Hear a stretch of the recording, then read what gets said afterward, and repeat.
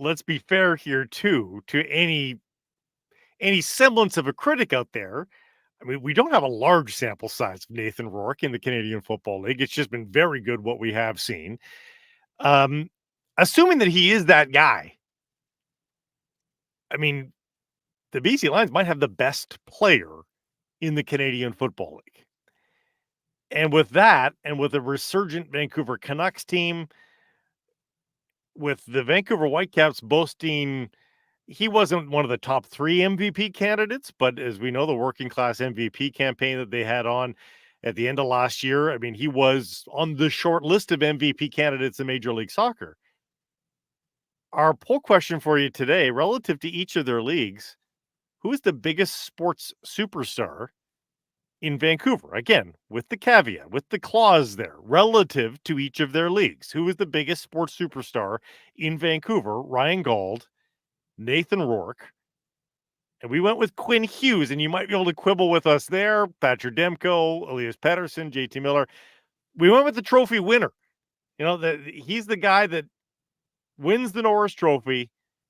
He's got the trophy at on his mantle, if you will. To us, that made the most sense. We could have maybe put a couple Canucks there, but that would split the vote. Log on, cast your vote, Twitter, YouTube, and let us know what you think. It's early voting. It's going to the hockey player, and some of that is truth in the voters' minds. Some of it is a bit of a sport popularity contest. But Nathan Rourke's doing pretty well here at 24.5% as well. Well, as you said, context matters. And I think there's a couple of ways to come at this. Is Quinn Hughes the biggest star on that list? Yes, but that's not what we're asking. We're asking relative to the league that they play in. And so if you deconstruct the poll question, Ryan Gauld plays in MLS. Last time I checked, Lionel Messi played in MLS. Yes. It's not fair to Ryan Gauld in terms of the level of stardom that we're talking about there. Ryan Gauld is terrific, gives the Whitecaps everything he can, and has emerged as a star in MLS without a doubt. But he's not at Messi's level, and he's not going to get there. Quinn Hughes, again, Norris Trophy win, 92 points, best defenseman in Canucks history. Is he the best player in the National Hockey League? No. No, he's not. He's in a collection of the best players, but are there better players than Quinn Hughes? Yeah, there are. Is there a better player than Nathan Rourke? And this comes back to your point. Like, there's some pressure on him to step in and deliver right away because the hype is certainly there. Can he live up to that hype? He has before. We expect that he will again. But if he slips on a banana peel on Sunday, I think there are a lot of people are going to say, like, has he lost it? You know, somewhere in translation between here, the last time we saw him, and his 4 stops around the National Football League. Is he that same guy? And so there is some pressure on him to step up right away out of the gate and deliver. But if he does, then again, relative to his peer group in the Canadian Football League, he has absolutely the potential to be in the running to be one of the best, if not the best player in the Canadian Football League. Yeah, we need to revisit this poll question in a couple of weeks, maybe. But if he puts up a couple of Mona Lisas in the first couple of weeks, there isn't a kind of an objective answer to this, and it will be Nathan Rourke. Like, it is a smaller group of players to choose from in just a 9-team league, and there's only 9 starting quarterbacks that are really the guys that make the world go round in the Canadian Football League. He would be sort of that guy that gets the vote for me as well, which brings us to today's top story presented by Yellow Dog Brewing and Yellow Dog Spirits, Neighborhood Brewing, and Foolish Wine. As we look ahead to Sunday, Nathan Rourke getting the start versus the Winnipeg Blue Bombers. It has gotten real here over a few days of practice with the BC Lions. He is officially back. He is the man. They've released Jake Dolegala. There is no doubt about it. All the chips are in the middle here for Nathan Rourke and his play with the BC Lions.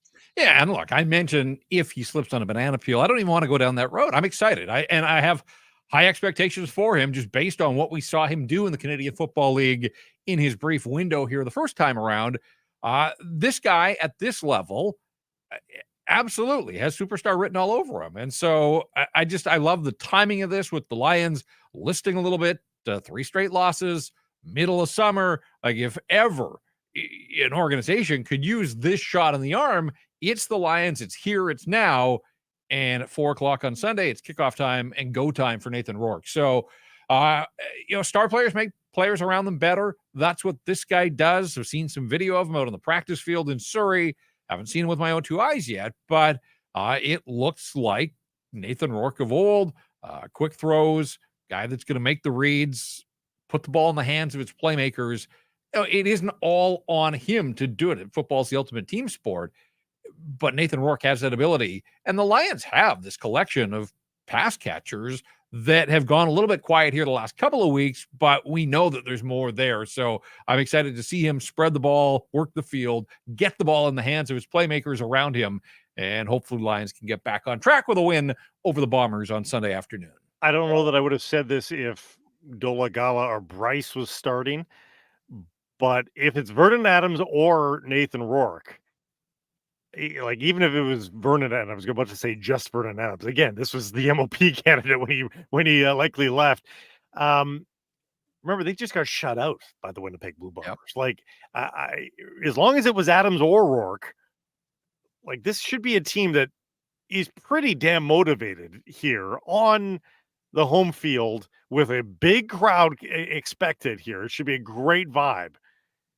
I mean, I would hope the BC Lions treat this as the midseason Grey Cup in a lot of ways. Like they need this one. It's a tiebreaker in the season series, so there's actually a practical need, but there's also just a, hey, if they win this game, like the Lions are all of a sudden a 500 team in the blink of an eye, and every other team sees them as gettable. They need to get this win here, Jeff.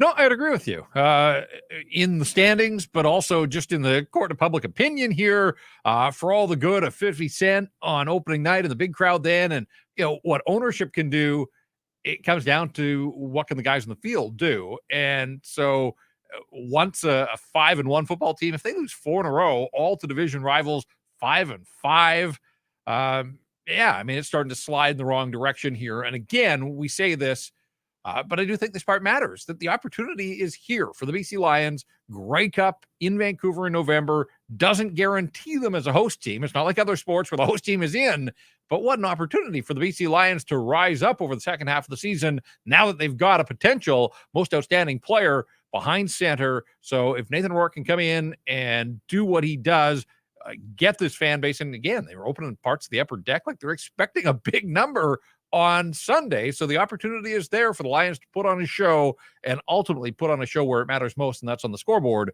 to get back in the win column. He's mid-season shape in terms of strength, I would guess. Nathan Rourke. What's going to be intriguing is just his gas.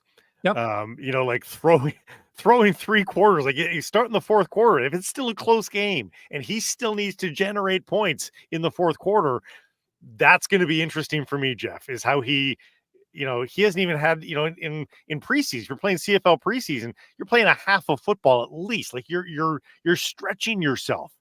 He hasn't had a chance to stretch himself. That's going to be an intriguing sort of thing to watch here. If the game gets out of hand one way or the other, they can take him out and let him rest. But if it's still a close game and he's needed, it's going to be interesting.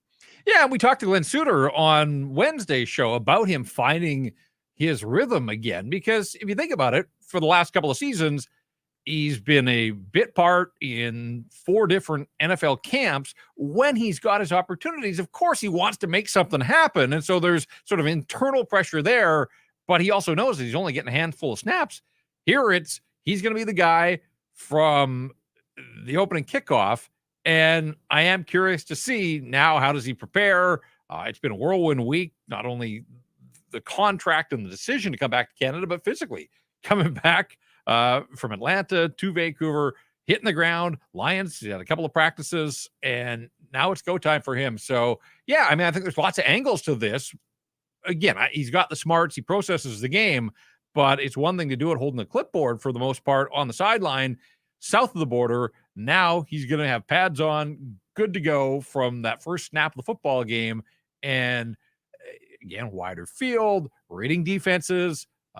And that the Bombers are going to want to make his return to the CFL a little uncomfortable and spoil the party here. So, Yeah, I mean, there's lots at stake for the BC Lions, but again, he's shown he is a special player, and I'm fully expecting that Nathan Rourke doesn't disappoint, that he hits the ground and looks the part of a star Canadian Football League quarterback. You can grab not one, but two delicious and refreshing mix packs from Yellow Dog Spirits for the summer season. Hi there, hard iced tea mix pack includes lemon, peach, and raspberry tea. And Freezy vodka soda mix packs include purple, blue, and white Freezies. Lots of options packed into the two mix packs. I think Mike Rogerson, our producer here today, punching buttons and conducting. I think he likes the hard iced tea mix packs. I've seen his penchant for those. My wife asks, "Are there any in the fridge?" Every time I come into the studio, are there any in the fridge? Not right now because they're popular. When they come, they're gone. But yeah, load up Sunday. You want to make sure that you are well supplied for the Lions and those Blue Bombers. Now, before we move off of Lions news, we should give a full salute to Dan D'Orazio, who passes away at the age of 72. Coach Dan battled an aggressive form of pancreatic cancer right to the very end. His short battle concluded with his passing peacefully late on Tuesday. And as they said in his obituary, he executed his final and most important game plan, a one-way ticket to heaven, to be with God and his loved ones. He's worked for a number of CFL franchises, but we know and love him here in BC. The players know and love him. Jason Jimenez talked about the individual notes that he would leave behind for the players. Look at the wonderful eloquence here of Jimenez. They were like opening fortune cookies to see what was written and to see whose note was the most Dan epic. He made a huge impact, particularly on the big men on the line, and he will not be forgotten anytime. And of course, he was immortalized back in our 1040 days. Was he ever? With a particular audio clip that summarized the intensity of how he viewed his subjects there on the O-line. Body. He's got a body. It's a real body. It's not a. He's got no flab on him. He's a real good-looking guy. It's what you want. He's what you want. He's 6'5" measured. That's true, and he's 305. Those measurements right there are. He's got good girth. He's got a good-looking body. He's got a body. It's a real body. It's not a. He's not. He's got no flab on him. He's a real good-looking guy. It's what you want. He's what you want. He's 6'5". Oh, just so good. He was talking about Dean Valley, if I'm not mistaken. Yes, I believe that's who was, a local guy that made good and made the BC Lions. But yes, that clip, it got a lot of airtime back in the radio days, and we thought one more time, why not have to play that? And look, I know at times you were around the Lions, like I was around the Lions out of practice. Legendary stories about Dan D'Orazio showing up at 2 and 2:30 in the morning to start his workday, breaking down tape. I think Wally brought him in the first time because, as you said, he had, like so many guys, had bounced around the CFL a little bit, lots of different places. I was always struck by the fact that, like, he was 150 pounds working with these 300-pound linemen. Like, just the contrast of the coach, but he knew his stuff. He knew his technique. He made these guys better. There were so many tributes. We showed the one of Jason Jimenez. Angus Reid obviously worked under Dan for a lot of years. I saw an eloquent tribute from him. And you just had to respect the effort that he put in to make those around him better. I'd been coaching out at UBC. That was his last stop as a coach. So had left the Canadian Football League, but still coaching Canadian football. And we salute Dan D'Orazio for all that he did on and off the field. Yeah, a heck of a commitment, and he will again be remembered for years and years to come. Dan D'Orazio passing away at the age of 72. Thoughts with his friends and family after the news came down on Tuesday, and I'm sure the Lions will mark that before. Yes. Yeah, well, yeah, absolutely. Turning our attention back to the ice, or what will be the ice, Bruce Garriock out of Ottawa with the latest scoop, with sort of a tisk column from Bruce Garriock on you should have done it the way that the Ottawa Senators did it with their RFAs. But he also points out that he's hearing now that it's not only Cody Ceci that could be traded out of Edmonton to make way for one or both of the offer sheeted players in Broberg and Holloway, but maybe Brett Kulak as well. So we've talked about the trickle down for the Canucks. I mean, just deleting Broberg and Holloway, not a huge deletion. But if you had to delete Ceci and Kulak in order to keep, and again, it's an and or for Ceci and Kulak, maybe it has to be both of them to keep Broberg and Holloway. Well, those are veteran players that they were used almost every day. Ceci had a 1 or 2 nights off with a healthy scratch, and so did Kulak. But for the most part, those are every night players for the Edmonton Oilers. That starts to be a little bit of a different looking blue line if one or both of those guys has to exit here, Jeff. Yeah, and there's a couple of things. One is that I think people are wondering what's taking the Oilers so long here. Make your decision. They have until Tuesday, and I was thinking about this a little bit. That I mean, I'm like most people. I figure that they're going to match on Holloway. I don't know about what happens with Broberg, but part of this taking their time might be that in back channels, they are working to make one or both of these deals on the two veteran defensemen. So it may go right down until the wire. It may take until Tuesday before the Oilers ultimately know what they want to do. I would imagine on some level, if you're going to keep Holloway, you'd want him to know, hey, we value you, we'll match, and we'll just all move on. You're going to get a raise here. So we'll see what happens, but obviously it's not just one player, it's two of them, and they kind of work in tandem. Kulak's got 2 years left at $2.75 million. Ceci's got 1 year left on his deal at $3.25. So he makes a little bit more. He's a right shot guy, and he's got the 1 year remaining. But I think there might be more interest in Brett Kulak, who has developed into a pretty damn solid defense. I think he's found his spot. Third pairing guy. You don't ask or expect too much out of him, but he shows up, he competes, he plays hard. And this is a guy, obviously, that was a former Vancouver Giant way back when, drafted by the Calgary Flames, sort of came into his own in Montreal's system and then wound up in Edmonton. But yeah, I think as a 30-year-old third pair guy, he's developed into a pretty solid piece that I think most teams would look at. So I think there might be some interest in Brett Kulak, 2.25, 275, 2.75, manageable for what he is. And so we'll see. But again, every team around the National Hockey League knows that the Oilers are up against it and over a barrel. Like, there shouldn't be a single team out there that says, oh yeah, we'll do a deal straight up here. Like, no. Part of Garriock's column is talk of even a first round pick to rid themselves of one of these guys here, Jeff. I mean, that is not chump change. No, and so the Oilers are they are boxed in. There's no question. I give the St. Louis Blues all kinds of credit here for orchestrating this the way that they did and when they did it. And I think the when they did it part is important too.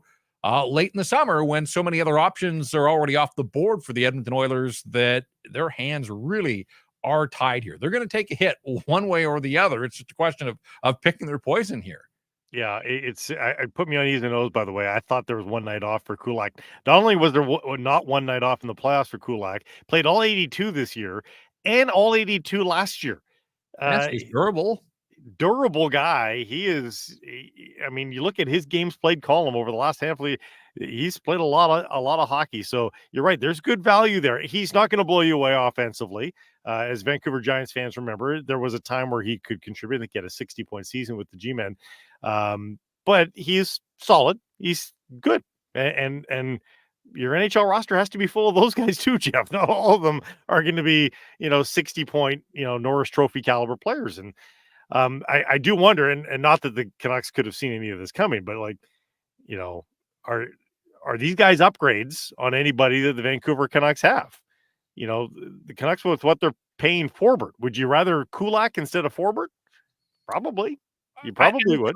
A little bit younger, Yeah. Does a lot of the same sorts of things, a little bit more mobile, plays the modern game. Forbert eats pucks. I mean, he is truly a defensive defenseman, but what a world. Life moves fast in the National Hockey League. And again, we're getting ahead of ourselves here because I don't think the Canucks are going to acquire Brett Kulak, but if they did, all of a sudden they'd have Brett Kulak and Vinny Desharnais probably reunited as a third pair after playing that role in Edmonton for the last couple of seasons. And Desharnais here, obviously, already. We'll see what the future holds for Brett Kulak. But again, the Edmonton Oilers have until Tuesday, so they have through the weekend here. They can let this thing go right down to the wire. And it kind of feels like, again, if these trade rumors are true, that this may still need a few more days ultimately to play out. I doubt the Oilers would want to make a trade with the Vancouver Canucks right now, but a three-way deal would be possible. But again, cap space an issue for the Vancouver Canucks. So an unlikely fantasy scenario here. With the corner that they're painted into, like they just have to make the best deal possible for the Edmonton Oilers. Yeah. Trading partner be damned at this stage. So if the Vancouver Canucks somehow presented an option that was the best for the Edmonton Oilers, I think they would have to consider it long and hard. Well, let's talk about some former Oilers then, shall we? And a Vancouver guy, Frank Saravalli, is suggesting that Milan Lucic has an eye to a return to the National Hockey League. It's not so easy for him to say, or it is easy for him to say, not so easy for him to do, because, of course, the commissioner has to clear Lucic in order to play.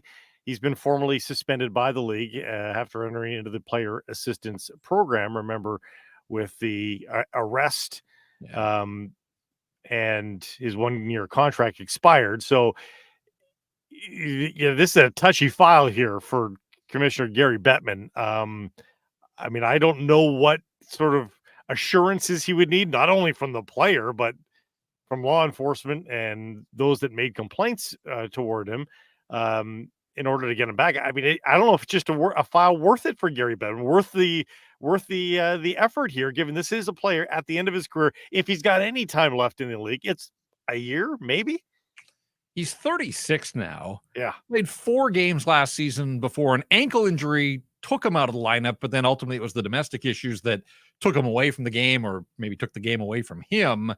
I think he was facing charges, and then his wife decided not to press charges, but he still has to get clearance from the commissioner, as you mentioned. And he's, I don't know, I'd have to look a little deeper, but I'm not sure that he has finished up with the NHLPA assistance program either. He may still be in the program at this point, training on his own in New Jersey. Look, he had 7 goals in his last full season. That was in Calgary, then signed in Boston. It seemed like a full circle kind of thing for him, and should have been probably his farewell season. The game is faster than ever before. Speed and skating have never been his strong suits. So, just with everything that is going on in and around him, I can't imagine that there's a team. Look, it's fine for him to say, I want to make a comeback. I want to go to my terms. But it takes a team to have some interest. He was once a 30-goal, 120 penalty minute guy back in that year 2010, 2011 that he was part of the Stanley Cup win with the Boston Bruins. So, 30 goals and 120. I was looking at that. Brady Tkachuk was the only guy this past season that put up those sorts of numbers. Like, that's a rare breed in the National Hockey League. Even 10 years ago was fairly rare, but there aren't many 30-goal, 120 penalty minute guys the way that the game is going here. But that was then. He's not that player anymore. And I can't imagine that there's a team out there that thinks, you know what we need at this stage of the summer? We need Milan Lucic. The last time he had more than 10 goals in a season was 2017. Yeah. I hate to tell you that's getting close to being a decade away here, Jeff. Like, that is a long time ago. And 11 goals is not a threshold that is like, oh, but that's a really good season. Like, you want 11 goals out of your fourth liners even these days. And it's been close to a decade since he last did it. So don't like Milan Lucic's chances for a number of reasons. And finally, on the hockey notes, Jacob Vrana and Logan Brown are in this file already. Is this early for PTO announcements? It is August the 16th, for heaven's sakes, Jeff. Like, there is a lot of runway left. Now, neither one of these guys is exactly Thomas Vanek, and getting a late contract like that. But is this more about them and where both of these players are in their career, or is this about the salary cap situation league wide where there's just not a lot of room, and that teams want to risk whatever room they've got, they don't want to risk it on a guy like that? Yeah, I mean, it feels like it's 2 weeks earlier than usual. Like, Yes. that's like, you get to Labor Day, and then I think guys Yes. are starting to figure out, like, hey, I need to pick up and move to wherever I'm going to play, get kids in school, all that kind of stuff. So maybe this is a little earlier than usual. Just back to Lucic. To me, that's the only way that he's going to touch NHL ice again, is that there's a team out there that says, hey, we'll offer you a PTO. We know what you've done. We respect it. You have to come and prove that you can keep up. And so I would have to imagine that that's the way that Milan Lucic is going to get even a sniff at this stage, is on a PTO. Now, as far as the Vancouver Canucks, and I've seen some articles written here of late, it feels like they're probably set in terms of their depth chart, maybe not their roster fully, but I'd be surprised if they extended a PTO. Now, a couple of years ago, Alex Chason made the team out of camp out in Abbotsford. 2 years ago, under Bruce Boudreau, Dan DeKeyser was invited. Didn't last too long, but he got into at least one preseason game. They didn't go down PTO Boulevard last year. And again, they've brought in a lot of new forwards. I guess if there was a position, there's no risk for the hockey club, obviously, to extend a PTO to a veteran guy. Justin Schultz is a name that intrigues me. He's been linked to the Canucks so many times over the years. Had 26 points down in Seattle last year. Won a couple of cups in Pittsburgh with this management group. So there are some ties. He's a West Kelowna guy. I don't know if the offseason's back in West Kelowna, but training camp in Penticton, logistically, would be pretty easy to scoot down the highway and have a look. So we'll see what happens with a guy like Justin Schultz. Kevin Shattenkirk's name is out there. Tyson Barrie, another BC boy without a contract. Tyler Johnson. Tyler Johnson had 17 goals in 67 games in Chicago last year. He was probably given a lot of opportunity, though, because of that team. Yeah. Without a doubt. But look, Lindholm's not back. Like, they don't have a ton of depth down the middle. They've got 4 centermen now with Paterson, Miller, Suter, and Bluger. But beyond that, at the NHL level, at the very least, not a whole lot of depth. So either a right shot defenseman or a centerman. If they were going to hand out a PTO or two, those seem like the positions to at least take a legitimate look at somebody. I'm not expecting the Vancouver Canucks to add a PTO here ahead of camp, but I won't be shocked, I suppose, if it happens. Yeah, we've talked about it during free agency about some of these diminutive and or older right shot defensemen, offensive defensemen. I mean, I think you go to Rick Tocchet and say, hey, we've got interest from person X and person Y.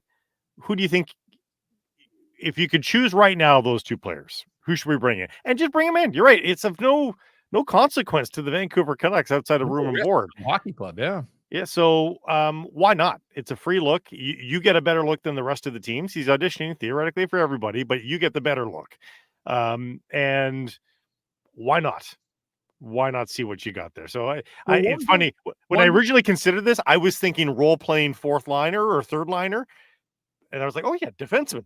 Like, why wouldn't you? Given I'm not over the moon with the back half of the blue line core on the Vancouver Canucks. Why not see? And it would put you into cap hell, and you'd have to do some gymnastics. But I think you owe it to yourself to look at it. Right. I mean, I think you can get around the cap implications if you're bringing in additional bodies. And let's just use Justin Schultz as an example. I mean, he had 26 points in Seattle last year at 34. So, guy can still be productive in the National Hockey League. If he came to camp, made the hockey club, a guy like Noah Juleson, probably on the outside looking in, you're looking at waiving him, trying to get him down to Abbotsford, bearing his salary, or Mark Friedman or somebody else. So there are some cap savings to be had. And same with one of those forwards that's on the fringes, Anil Zaman, perhaps. You can send him to Abbotsford if he clears waivers and bury that contract. The other thing, though, to keep in mind here is the Canucks are rolling right now in the middle of summer with 49 of their 50 NHL contracts already allotted. Right. So not a lot of wriggle room in that regard. And, if they want to make a trade in season, later in the year, if you're looking to add college free agents, Sign Tom Wielander even. yeah, it feels to me like that number's a little higher than I'd like it to be. I'd like to see them have a little bit more wriggle room just in terms of the number of contracts that they could hand out at any point over the course of a season. Yeah, absolutely. We'll see what happens. There is time for all of that. It is time now for the menu, brought to you by Greta Bar YVR, 50 West Cordova. Great spot to watch the football game on Sunday. Yeah. Or if you want to pregame there and head to the game as well, you could do that too. They open at 3 on Sunday. Great food as well. So go check out Greta Bar YVR, 50 West Cordova. TSN's Frank Corrado is going to join us right off the bat, talk about a lot of the hockey stories of the week, including that one from the center of the universe on changing captains during a particular player's ongoing tenure at the team. Is it that weird? Then the full lowdown on how the week has gone in Lions land as head coach Rick Campbell stops by to discuss the upcoming start and season debut for the one and only Nathan Rourke. Those in the pod, we'll get the hashtags, the best and worst of Twitter, and we'll show you our errors and omissions and some juicy rumors flying around the Whitecaps. It's a bit of a reach, but we'll let you know on those. An update on the C's as well, who are on the road, but get your tickets for next Tuesday, CanadiansBaseball.com. Time for our best bets, brought to you by Bet365, proud partner of Sekeres and Price. Where are you going today, Mr. Paterson? Well, I'm on the Nathan Rourke hype train. I do think that he's going to show up and produce for the BC Lions. If you like the Lions to win by 7 to 12 points, so it's got to be that precise window, a touchdown to 12 points, you can get the Lions at $6 even. So a little bit of value there if they slot in to that window. Lions by 7 to 12 points. I like that one. You stole mine, so I'm going on the fly here. I don't think I weighed in on the spread yesterday, which may have changed actually today. Yeah, -2.5 now for. I think it was -1. Was that right? Yeah. Yesterday? So they're asking you to give up a little bit more. Boy, another close. Was it Farhan that told us earlier in the week about the 3-point margin or 3-minute games? That's what he's saying. Game coming down at the final 3 minutes. So these are close, tight games all the time.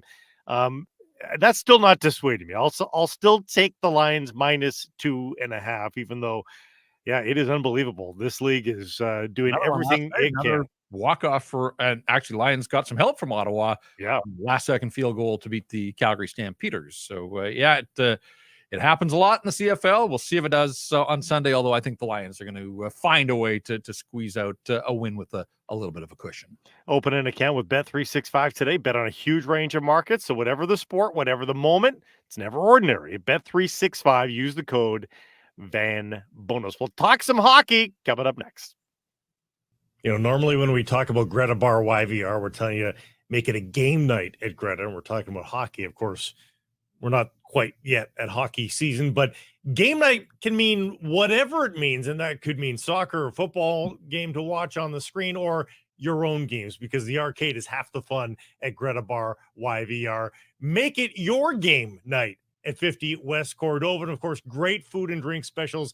And you can also make it a late game night, as they're open late every single night. So make it a late game night, your game night at Greta Bar YVR, 50 West Cordova. Well, who'd have thought at this stage, and it's the Sekeres and Price show from the Wall Center, partly at least. Jeff Paterson's there. And who'd have thought that we would have actual hockey news to discuss with the one and only Frank Corrado from TSN. But here we are, middle of August, and the Blues offer sheet the Oilers a couple of times, and boom, we have actual topics to discuss with you, Frank. I love it. Things are getting spicy. I don't know if anyone's asking you this.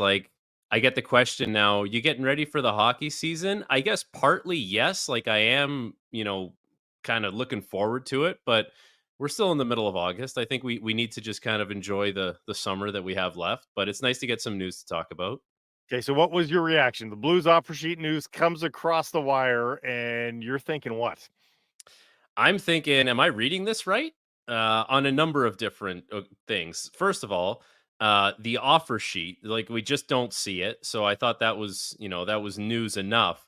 but then the numbers that are involved in the offer sheet. And I'm looking at Philip Broberg, who has the potential to be a good player, but is he worth $4.6 million today for the next 2 years? Like that's a lot of money. Like I was floored by the fact that the offer sheets came through and they were two of them, and then the money involved on those offer sheets. But more Broberg than Holloway when it comes to the money, anyways. But yeah, it was crazy. We just don't see it very often.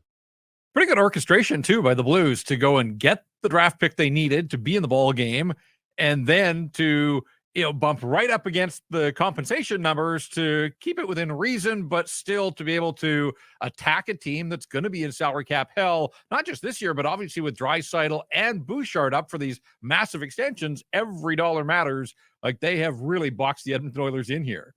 They have, and you know what? Like, if the Oilers didn't have Broberg and Holloway for this upcoming season, I don't think that does anything to their Stanley Cup chances. They're both good young players, and they're gonna evolve and get better for sure.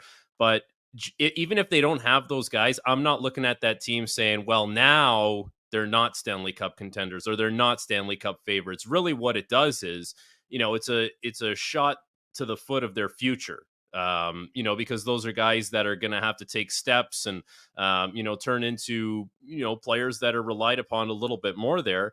And now, there's a good chance that at least one of those guys is not going to be an Edmonton Oiler. I wouldn't be surprised if they matched both. I would be shocked if they didn't match either. But I kind of think one is staying and one is going. But yeah, it's they basically saw vulnerability that the Oilers kind of, they left themselves vulnerable, and St. Louis is going to exploit it. But like, I don't know how you guys feel. Like, it kind of feels like it takes two to tango, because, the Blues are going to put the Oilers in a tough spot, and we'll see what the Oilers do. But the Blues, if they win both of these, they're going to have Broberg at $4.6 million. Like, the Holloway at 2.2 is fine. That's, I think he's a good player. I think he's got a lot of upside. That's not that much higher than his contract was expected to be. But like, if you took it like the analytics, the contract projections, like Philip Broberg was a $875,000 player, and essentially now, if St. Louis gets him, they're saying he's better than Rasmus Sandin or Timothy Liljegren, who makes, in the threes, and, go down the list of guys that make $4 million. You're saying Philip Broberg, a guy who played 50 games in the minors last year, and, was used sparingly in the NHL, is better than those guys. Like, yeah, it's, great maneuvering by St. Louis, but if it doesn't work out for you, it'll be another Kotkaniemi or maybe even worse. I don't know. It's just, there's a risk on their part as well. All right, just what about the idea of offer sheets in general? And I guess where was Doug Armstrong a bunch of years ago to jack Frank Corrado's salary by 4.5 times? I know, right? Yeah, thanks. That would have been nice. I wouldn't have to accept my qualifying offer two-way. I love that. Like, when you're an RFA and you don't have arbitration rights, like, for those that don't know, basically, if the team wants to play ball with you and give you a one-way or give you a little more money, that's totally up to them. Like, the team can very much just tell you, here's your qualifying offer, show up to camp and chew on it. Like that. And I kind of get the sense that that's what the Oilers, maybe they didn't want to do exactly that in those terms, but the fact that they didn't have anything done would lead me to believe that it was more down that path than the other path of like playing ball with the guys and trying to give them, something close to what other teams would be willing to pay those guys.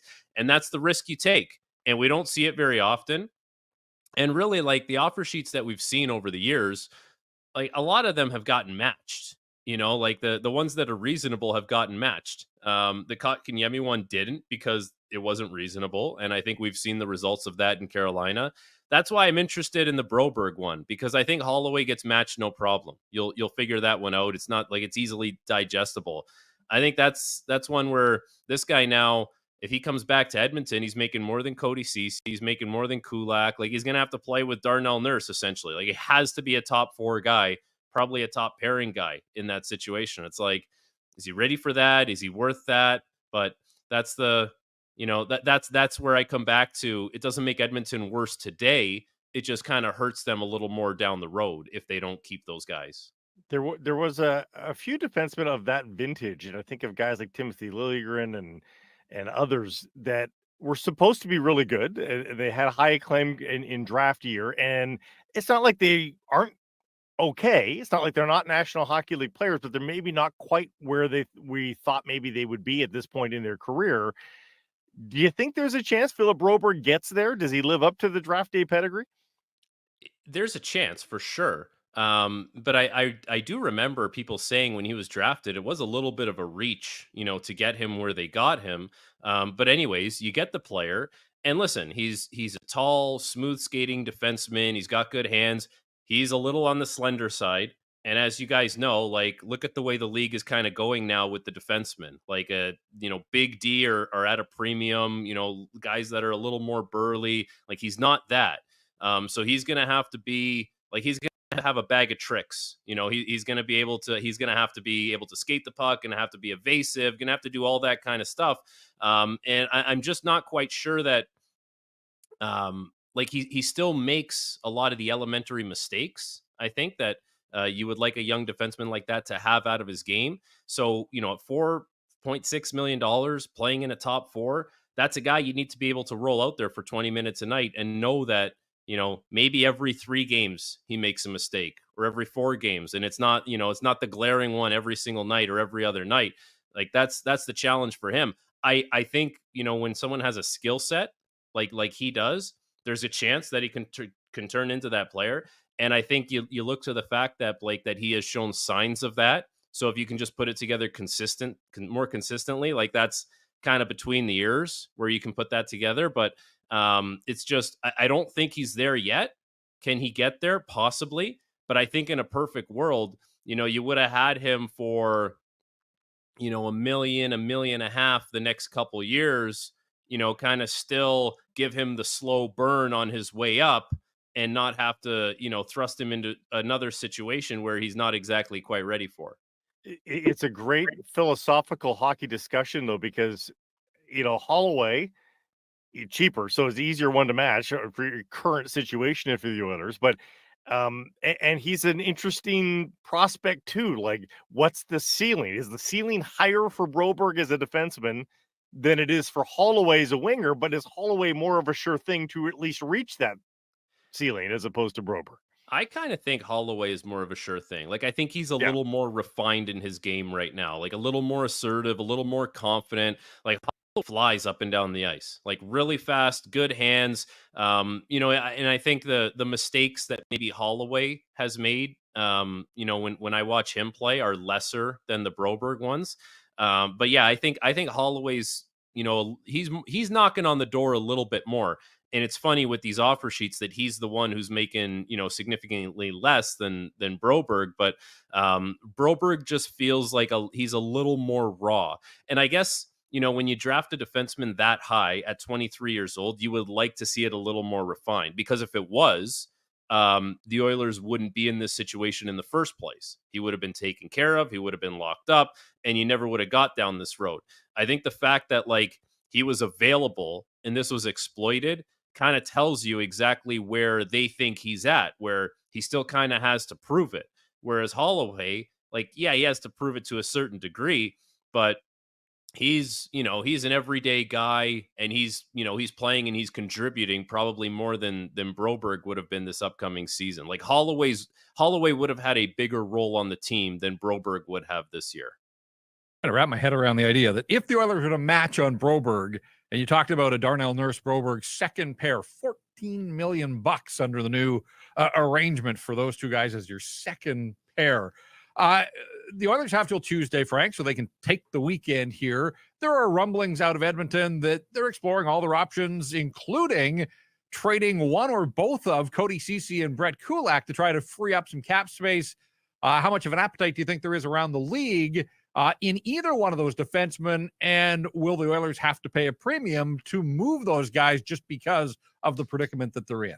See, like, I think there would be an appetite for those guys for some teams. Like Cody Ceci, for whatever you think of him, he's fine.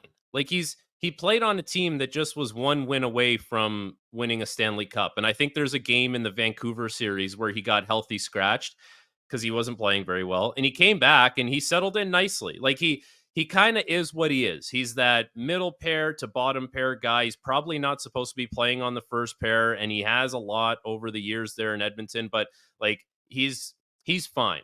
I think Brett Kulak, when slotted correctly, is also a good player. Like skates really well, not afraid to get involved in the play. If you don't ask too much from him, I think you're getting your money's worth from Brett Kulak. So if you wanted to get creative and try and find a way to move off of one of those guys, it would probably make more sense for it to be Kulak. But then the thing is, if it's Kulak out and Broberg in, are you better than you were yesterday? Like, is your decor better and more equipped to win a Stanley Cup? I would say no. Like, I still, even if Broberg is on your team, I think CC and Kulak are helping you more now. Now in the future, that probably changes if Broberg continues to get better and he kind of grows into his skill set and he develops. But like that, I would be a little bit cautious about just moving on from those guys just to make the contract work. Now, if you're going to get really creative and you're going to move on from those guys and you're going to sign Broberg to keep him, but then you're going to find a way to bring in another veteran defenseman somehow, some way. I don't see how that's, possible. Then you're probably talking about not taking a step back. But if it's those two guys out or one of those guys out and Broberg in, I think in the immediate right now, you are taking a little bit of a step back. What do you think it means as a player to sign that offer sheet? Do other like again, we went over this on Wednesday's show. The player's an active participant in this process. Does anybody in the room sort of squint and say, "Ah, how dare they sign that? Do they understand it's just business?" Like, we're players on both sides, the two players that are involved and the players that are in the Oilers room. What do they think of all this? I think it's all business. And it's Yeah. funny, like teams are allowed to be cutthroat. Teams are allowed to conduct business how they want to. And this is the limited chance that players actually get to be cutthroat and give it back to the teams. And you know what? They've earned this. And if a team wants to sign you to an offer sheet, if you want to go there, obviously, and they're going to give you, money that you're probably not going to get with the team that you're getting, you have every right to sign. And I think the guys on the team, they understand that because as much as you're trying to win, as much as you're trying to build something, like everyone wants that next contract. Everyone wants that financial security. And like just if you compare the numbers of what these guys are probably supposed to get on these next deals, it's like Broberg under $1 million and Holloway is, slightly over $1 million. They're going to get 4.6 and they're going to get 2.29 respectively. Like you would be crazy. You would be crazy, regardless of how close the Edmonton Oilers are to winning a Stanley Cup. You would be crazy to not sign those offer sheets. And that's just, that's the team kind of getting exploited and trying to say, we are going to stick you with your qualifying offer or something close to it. And there's nothing you can do about it. Well, guess what? There is something you can do about it. Other teams can take an interest in you. And fortunately for them, the St. Louis Blues did. But I don't think there's any hard feelings from the players involved because everyone understands that as much as you're trying to win, your career and financial security is very important to players. As much as hockey players don't want to talk about that stuff because it seems selfish and it's just not the way we do things, it's the reality and it's the truth. And I don't think anyone would blame these guys for signing those offer sheets. My last one on this topic. Is this all just good news for the Vancouver Canucks? Because there was a world in which they just squeezed everybody here under the cap. Is there going to be a talent drain for the Edmonton Oilers that is indirectly then going to benefit the Vancouver Canucks in the Pacific Division? I'm not exactly sure this affects Vancouver very much. Like I think if they were to lose both of these guys, and I don't think that's the case, Holloway's the bigger loss. So I'm kind of envisioning the Oilers right now with Holloway coming back, and they're going to find a way to make that work. And Broberg being gone. That's kind of how I think it plays out. And so now if you're starting the year in the Pacific Division and you look at the way the decor is going to shake up in the four lines for Edmonton, I don't see a huge advantage for the Canucks now. I just think it's a player in Broberg out who is a young guy who's not really moving the needle right now. He may develop into a player that moves the needle, but I don't think it does that right now. And I don't see I don't see Vancouver gaining a big advantage because, one of those guys is not going to be there. News from the hockey world this week, closer to home for you there, was the transition in Toronto, the captaincy being stitched onto the jersey of Austin Matthews. Was it a stripping of the C from John Tavares, or is that taking it a step too far? I don't see it as a stripping. I honestly don't. And I know some people have kind of said, well, how could they make him do that? And how could they make him be up there on stage? And well, what a bad look. I don't see it that way at all. I see it as like John Tavares came to the Leafs to try and win a Stanley Cup. He was the captain for 5 years, and it just hasn't worked for whatever reason, or he's captain 5 or 6 years. Like, it just hasn't worked. They haven't been able to get over the hump. I think he cares so much about the success of the team and where the team is going and wanting to win here that he's willing to put, his kind of ego aside and say this is the right thing to do. And Austin Matthews, it's his team. He's been the alpha dog here for a long time. Like, if not now, when? Like, do you need to wait one more year to prolong it? And it's inevitable that it's going to happen. So I think it's, it obviously would be a little bit of a shot. Like, it would be hard, I'm sure, to relinquish that. John, very proud player, very good player still. But I don't see it as a stripping of John. I see it more as, a passing of the torch, passing of the baton, whatever you want to call it.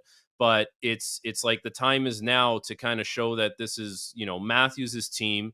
And let's see how different it looks with Matthews as the captain, because now that'll be the next challenge. Do they walk different? Do they talk different? How do they play different? Is it tangible on the ice? What are we going to hear post game, post practice? Teams on a losing streak, teams on a winning streak. Like, how different is everything going to look? And I think it probably will. It probably will look and feel a little bit different. And I think that's what you want. I don't think you just want it to be, a carbon copy, business as usual replacement with the captaincy going from, Tavares to Matthews. Should we see more of that, Frank? I mean, with stale captains, and not that that sounds worse than I meant it to. You can maybe pass that baton on before retirement, before that guy moves on at the age of 34 to a new team, or his sunset team, if you will.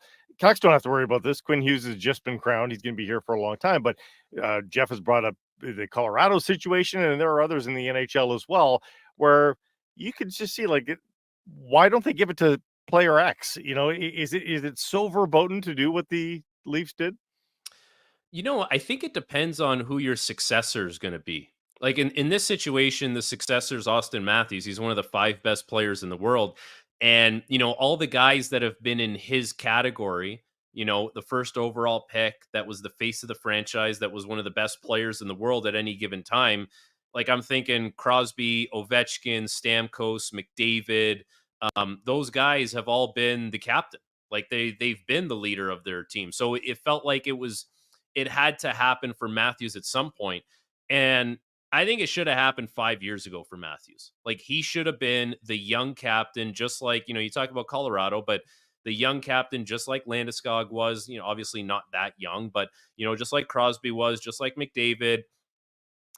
Matthews should have had that. And I know, like, the security guard incident, whatever. Like, not that I don't care about that. Like, I'm obviously very sensitive to that, but I still think Matthews, like, it was his team at the time.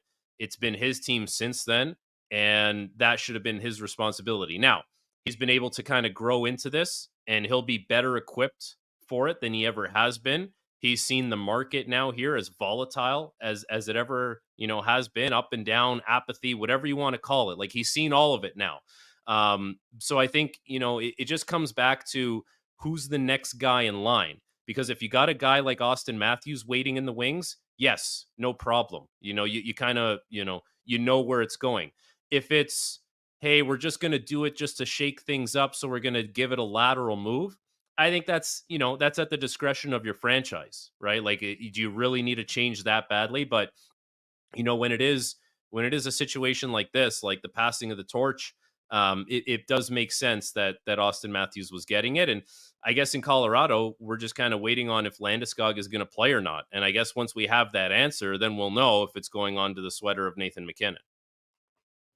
So with all of that said, let's look at a team like Chicago. I think they're one of 6 teams in the league that doesn't have a captain. Connor Bedard's going to be the guy. The Blackhawks put the C on John Taves early in his career. How soon is too soon for a young guy to be a captain, do you think? Not too soon for that guy.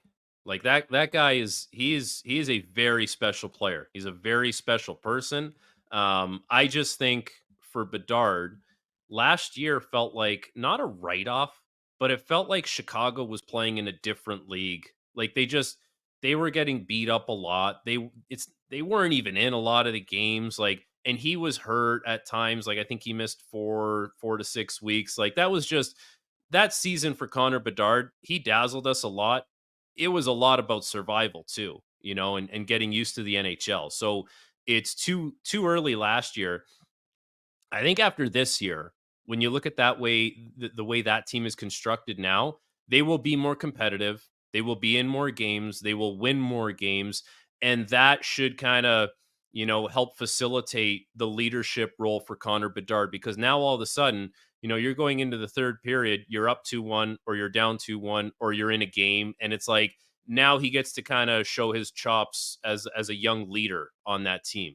So I think after this year is done, they probably go this year without one. I think after this year, you probably kind of know where he's at as far as how he's ready to handle that kind of stuff. And it's a big responsibility and it's a tough league, but that guy's one of the, he's going to be one of the few guys that's built a certain way, mentally and physically. And I think he's ready for it sooner rather than later. But I want to see how this year plays out with a little more of a competitive group around him. Before you go, we're seeing some PTO news. Does this seem early to be signing up for a PTO for these guys? Like, they clearly have seen the writing on the wall that they are not getting a contract. Like, already you're signing a PTO? That's what it is, man. Honestly, like if you're like, there's a time in the summer, I think, where your agent calls you, or you probably call your agent. He might be ducking you. And you say, "What do we got here?" And he goes, "Listen, I have talked to everyone multiple times. I'm telling you, this is all we have is the PTO." So you know why you commit to it now? Because you can start wrapping your head around it. And it just kind of eliminates the unknown and you can focus on something. So you are going to this training camp. You can just, it's nice to have that solidified and not have to worry about, maybe I could go here, maybe I could go there. It just gets your headspace, kind of where it needs to be. But it seems early because it feels like you would want to kind of prolong this right into September, right down to the last minute. But in a way, I think it just kind of helps you, wrap your head around where you're going to be and what you need to do in that situation, and gives you a little more time to plan that in your head. Frank, always a pleasure. Look at that. We were able to eat up all this time in the middle of August. So we'll see you in a fortnight or so, a little bit closer to the start of those rookie camps and everything. But have a great finish to the summer. All right, boys. Nice catching up. The Vancouver Canadians are back at the Nat. Catch fireworks, giveaways, and Friday nooners all spring and summer long. Get your tickets at CanadiansBaseball.com.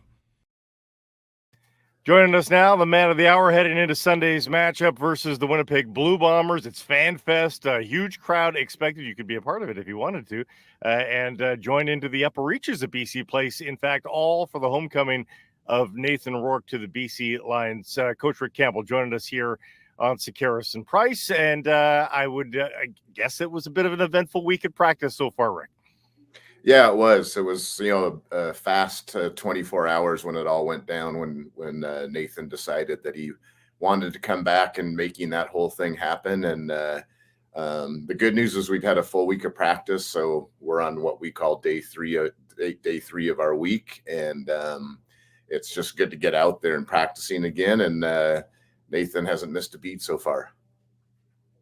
Do you get the feeling that this is just like jumping back into the same stream that he was before? Is there anything you can think of that is going to be new to him when he jumps into the game? No, I think it's just adapting, though. He's been doing the different style of football the last couple of years. So we're mindful of the fact it's kind of a crash course of getting back into it, but man, has he done a really good job. Just remembering terminology and all those things. So practice has gone well the last couple of days. Like I said, it's good. We have a full week to do it. We got another full physical work day today. And so we need to make all the reps count in practice so he can get as comfortable as he can to play on Sunday. How closely did you keep tabs on Nathan when he was south of the border? You're a busy guy. NFL preseason is generally right in the meat of your CFL season. But how closely did you keep tabs on him and his attempts to try to crack the National Football League? I mean, we always keep track of him, and our scouts are actually out going to all the NFL camps right now. So Ryan Rigmaiden, our assistant GM and personnel guy, he really keeps track of what's going on, not just with Nathan, but everything that's happening with players in the NFL and what's going on. So we do keep tabs on him. It wasn't our mindset to, be concerned on if he was coming back this year. I didn't think that he would be. But obviously when it came to light that was an opportunity to do it, obviously we wanted to make it happen. The timing, it would be big news, and it would be welcome for you guys to get a guy that was most outstanding Canadian in the running for MOP a couple of years ago at any point. But the fact that you've taken on a little bit of water here, 3 straight losses, all against divisional rivals. What about the shot in the arm just for the organization and for the guys in that locker room? Yeah, it's big with Vernon being down. So, we expect Vernon back sooner than later. Like we've said, we expect August was his kind of his return window. But yeah, it's kind of, I don't know if it's ironic or what it is, but the timing of it just happened to work out the way it did. And, just really feel really fortunate to have both those guys, have VA and Nathan to guide us at quarterback. And I know Nathan's excited too. He hasn't played competitive football, a meaningful game in a while. So I think he's just excited too. And our team's excited to get back at it. We've had that bad feeling these last 3 games of losing. So I think we're just excited to get back. And also that it's at home again. I don't think we played at home in 5 weeks. So, we played 6 road games and only 3 home games so far. So it's going to be good to get back at home. Nathan injects a new energy into it, the whole thing, fans, everything. The competitiveness is an interesting question because I think people will wonder, he's played, he's game shape. No one's worried about that because he's been through all these camps as he's bounced around the NFL. But that edge and series after series, he's gotten into just a handful of things in preseason games so far in the NFL. I'm sure there's at least a curiosity in your mind, if not a concern, as to how he's going to handle that. Nathan is a remarkable guy in that he's so focused on the task at hand. That's just how he is all the time. So you wouldn't know with him if it's a preseason game, if it's the Grey Cup or what it is. He just shows up and does his thing and goes to work. And a good example of it this week is, he traveled all the way across the country from Atlanta, doing all this stuff of a contract and all these things and having to get a physical done and equipment and all this stuff. And then the guy goes out on the practice field and it looks like he doesn't miss a beat. So he's pretty remarkable that way of just focusing at the task at hand. And that's what's going to help him on Sunday. On the flip side, Winnipeg's very good on defense. They've been getting better. You can argue they're the best defense in the league. And so, people should temper their expectations, I guess, but will he show up and compete and do his part? Absolutely. Has VA been around this week? Because he's rehabbing. I'm not sure just how much they've interacted already here, Nathan and him.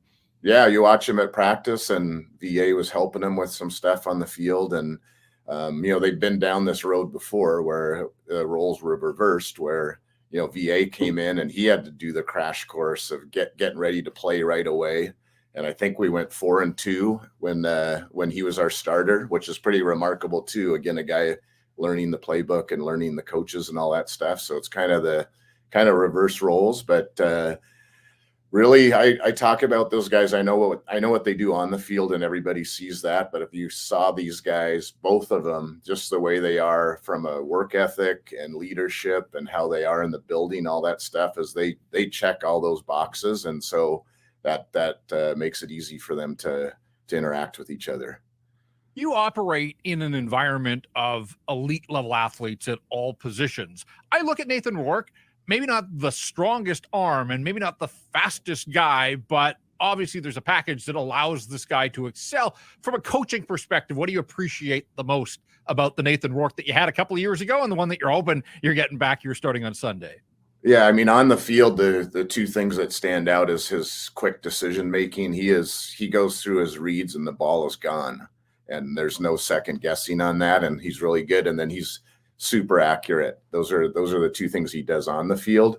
The off the field, or the just his personality. Like I said, he is laser focused. If you give him a task and this is what you're doing, does he stay on track, and his work ethic is through the roof on that. So, those are all the things that play into his favor, and why he's a really good quarterback. So much focus on him, and understandably so. I just wonder, from a team perspective, any concerns at the coaching level of any kind of letdown with other guys thinking, hey, the savior is back, Nathan's going to take it from here? I sure don't think so. Regardless of who our quarterback is, we got to play better as a team. We've talked about that, and these last 3 games we haven't played well enough as a football team, regardless of who the quarterback is. So we need to do a better job of getting off the field on defense. Our special teams has been doing a good job, but we want to make some explosive plays there. And then our offense hasn't done a good enough job of sustaining drives, and so we have a lot of work to do as a football team. So yeah, it's great to have Nathan back, but regardless of how Nathan plays, we got to play better as a whole football team. I've heard a lot of hyperbole this week. Do you have one of the best quarterbacks in North America, do you think, on your team? I do. I think both VA and Nate are elite level quarterbacks, and that's how you saw VA playing earlier this year. And I don't know why the NFL wouldn't give him a better shot at it. I don't know. And I don't say that because he's Canadian or any of that stuff. It's great he's Canadian. I hope you don't take this the wrong way, but I personally don't care that he's Canadian. Mm-hmm. I just like him as a football player. And I mean that as a compliment. Right. And I don't know why he doesn't got a better look down there, which is too bad for him, but I know he's excited to be here and play, and it's good to have him back. Before we let you go, we should just talk about, again, the enormity of the game, because the CFL has gotten a little bit crazy here, Rick. Like everybody's in play here all of a sudden. Everybody's excited about Nathan's return, but there's a huge football game to be played here, isn't it? It is. This is the tiebreaker game. So this is the 3rd game against Winnipeg. I know I've been kind of a broken record from the start of the year about how the parity is in this league. And, what we did when we got out to 5-1 is we were winning the close games and making the plays in the 4th quarter to win the game. And we haven't been doing that in the last 3 weeks. I think the Winnipeg game was an anomaly, the shutout, great job by them. That's not very typical of what goes on, but the Edmonton and Calgary games were there for the taking, and we didn't make the plays to get it done. And we need to flip that. We were talking in the office. Ottawa has won 3 games on walk-off field goals, and then and tied another game on a walk-off field goal. So they have 4 walk-off field goals, which is just kind of an indication of how this league is and how well you have to play to win. And no different on Sunday. Huge game. It's a 4-point swing in the standings, but it's also the tiebreaker. So, we just want to go out and play good football again and try to get a W. You guys are at the midway mark of your season at 5-4. You mentioned you were 5-1 not that long ago. A little bit of a skid here. In pro sports, quite often you are what your record says you are. Do you think you're a 5-4 football club, or is it going to be that case of the CFL season doesn't really begin until after Labor Day, and there is still a lot of schedule in front of you for you guys to sort of reassert yourself?